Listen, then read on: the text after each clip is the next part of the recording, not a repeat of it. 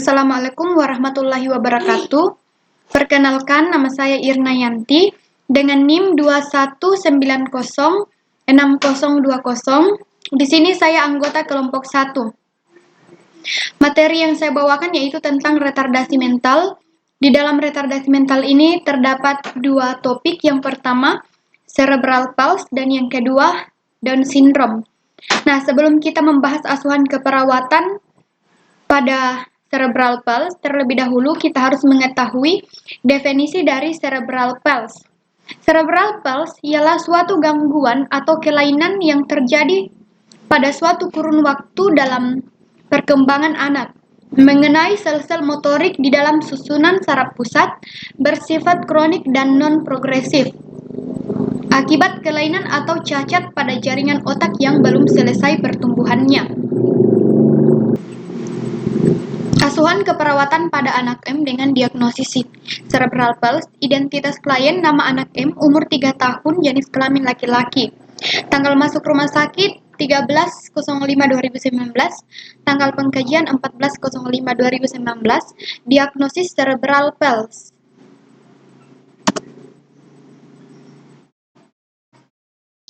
Keluhan utama yaitu ibu pasien mengatakan pasien panas sejak 3 hari yang lalu dan panasnya belum turun. Analisis data. Etiologi: peningkatan produksi panas, masalah hipotermia. Yang kedua, gangguan neuromuskular dengan masalah hambatan tumbuh kembang. Yang ketiga, etiologi defek anatomis dengan masalah hambatan komunikasi verbal. Dan yang keempat, etiologi hambatan perkembangan dengan masalah hambatan mobilitas fisik. Diagnosis yang kami ambil yaitu pertama, hipotermia berhubungan dengan peningkatan produksi panas. Yang kedua, hambatan mobilitas fisik berhubungan dengan perkembangan terhambat. Dan yang ketiga, hambatan komunikasi verbal berhubungan dengan defek anatomis. Dan yang keempat, hambatan tumbuh kembang berhubungan dengan gangguan neuromuskular. Intervensi. Diagnosis yang pertama, hipotermia berhubungan dengan peningkatan produksi panas. Tujuan: setelah dilakukan asuhan keperawatan selama 3x24 jam, diharapkan pasien mampu mempertahankan suhu tubuh dalam batas normal. Intervensi yang diberikan yaitu memberikan obat penurun panas atau menurunkan suhu dari pusat hipotalamus. Diagnosis yang kedua, hambatan mobilitas fisik berhubungan dengan perkembangan terhambat.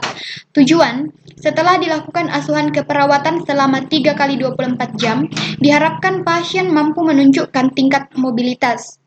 Intervensi yang diberikan yang pertama, meningkatkan kemampuan atau tolak ukur dari pertumbuhan. Yang kedua, mencegah terjadinya kontraktur dan meningkatkan kekuatan otot. Dan yang ketiga, lebih mudah menentukan pendidikan kesehatan yang tepat. Diagnosis yang ketiga, hambatan komunikasi verbal berhubungan dengan defek anatomis. Tujuan: setelah dilakukan asuhan keperawatan selama 3x24 jam, diharapkan pasien mampu menunjukkan komunikasi.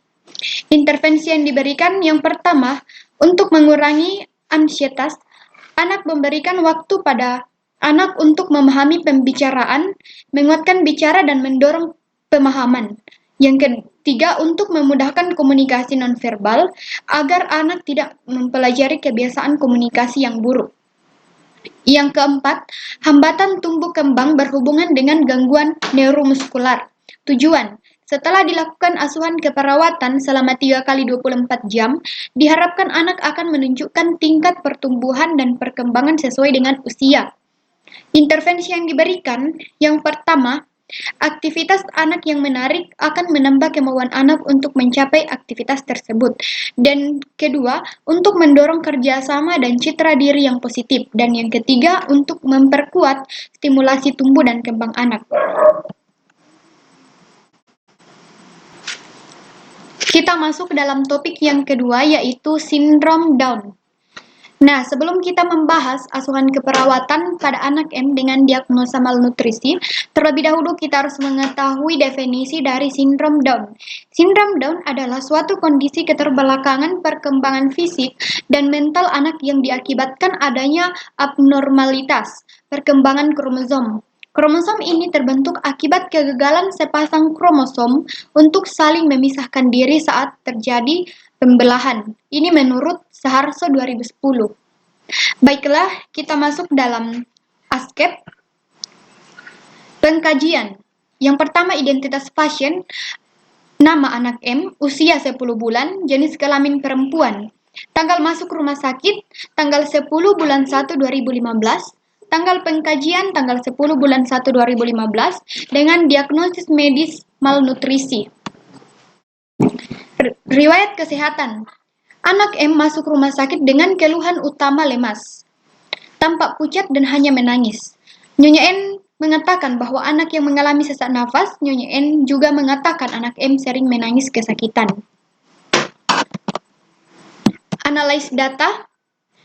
Etiologi yang kami dapatkan, yang pertama hipotonia, peningkatan kerentanan terhadap infeksi pernafasan dengan masalah risiko tinggi infeksi.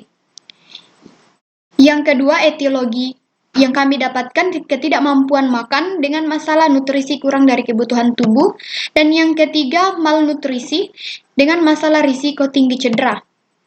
Adapun diagnosis yang kami prioritaskan, yang pertama, risiko tinggi infeksi berhubungan dengan hipotonia, peningkatan kerentanan terhadap infeksi pernafasan.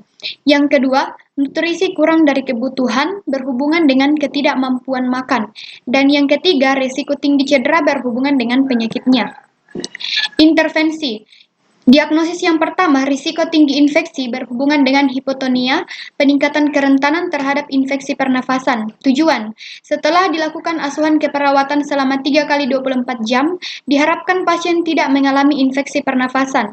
Intervensi yang diberikan, yang pertama, tekankan pentingnya mengganti posisi anak dengan sering. Yang kedua, ajarkan pada keluarga penghisapan hidung dengan spuitip.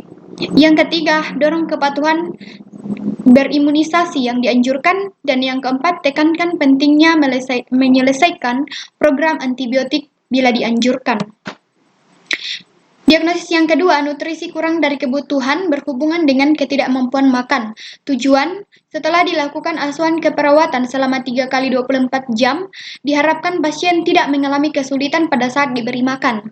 Intervensi yang diberikan, yang pertama, jadwalkan pemberian makan sedikit tapi sering. Yang kedua, berikan makan padat dengan mendorongnya ke mulut bagian belakang dan samping. Dan yang ketiga, hitung kebutuhan kalori untuk memenuhi energi berdasarkan tinggi dan berat badan. Diagnosis yang ketiga, risiko tinggi cedera berhubungan dengan penyakitnya. Tujuan, setelah dilakukan asuhan keperawatan selama 3 kali 24 jam, diharapkan mengurangi risiko terjadinya cedera pada pasien dengan Down syndrome. Intervensi yang diberikan, yang pertama, anjurkan aktivitas bermain. Yang kedua, anjurkan untuk dapat berpartisipasi. Dan yang ketiga, anjurkan keluarga dan keperawatan lain, misalnya guru pelatih, untuk mengajari pasien.